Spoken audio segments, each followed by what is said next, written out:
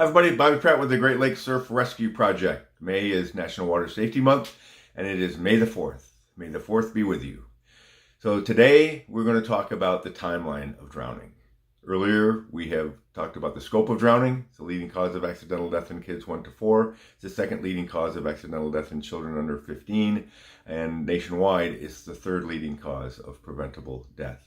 So it's a huge problem. We talked about what drowning looks like. We talked about the Hollywood version, and we talked about the actual version. Today we're going to talk about the timeline of drowning, how time critical a drowning situation is. Typically, in a drowning situation, the victim will only be at the surface of the water for 15 to a minute. And with children, it tends to be closer to the 15-second mark. So young children, as we learned yesterday, may simply step off of a step and disappear, literally in a matter of 1 or 2 seconds. Distressed swimmers who become drowning victims may spend more time at the surface of the water. Young active drowning victims may spend more time at the surface of the water, like the individual that we saw that couldn't swim and jumped into the pool, almost caused a triple drowning. So drowning happens very, very quickly. In the first minute, people tend to submerge.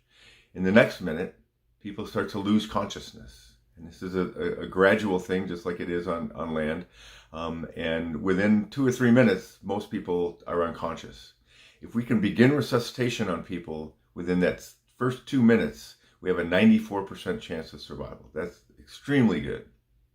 So at about 3 minutes, we start to see some heart complications. We start to see some maybe arrhythmias. The heart's not beating effectively.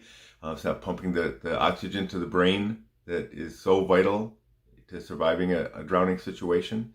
It may slow down precipitously. It may have other irregularities that compromise the circulation. At about 4 minutes, we start to see brain damage. Unfortunately, brain damage in many cases is irreversible. The longer that we progress this process out, the more likely there is for brain damage, and the more likely the brain damage becomes more and more and more profound. At about 10 minutes, our survival rate drops down to about 14%. So for every minute that a drowning is prolonged, we lose about 10% in chance of survival. So at about 5 minutes, it's 50-50. Sadly, in the United States, our 911 response is typically 3 to 5 minutes. So we've already made it a 50-50 chance. And a drowning process starts when the person goes underwater. It doesn't start when they're recovered from the water. So the clock starts ticking as soon as somebody is submerged and their airway is compromised. And the sooner we can get to them, the better.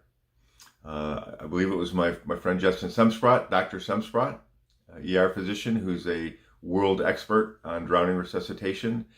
I think it was him that said drowning doesn't stop until oxygen is supplied to the brain once again.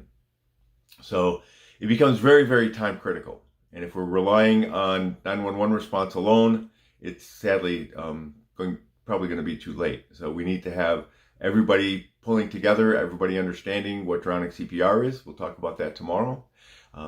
So understand that drowning is very, very time critical. Call 911 early. If your children are missing, check the water first. If they're hiding in the closet or they're hiding underneath the bed, they're going to be fined for 15, 20, 2 hours.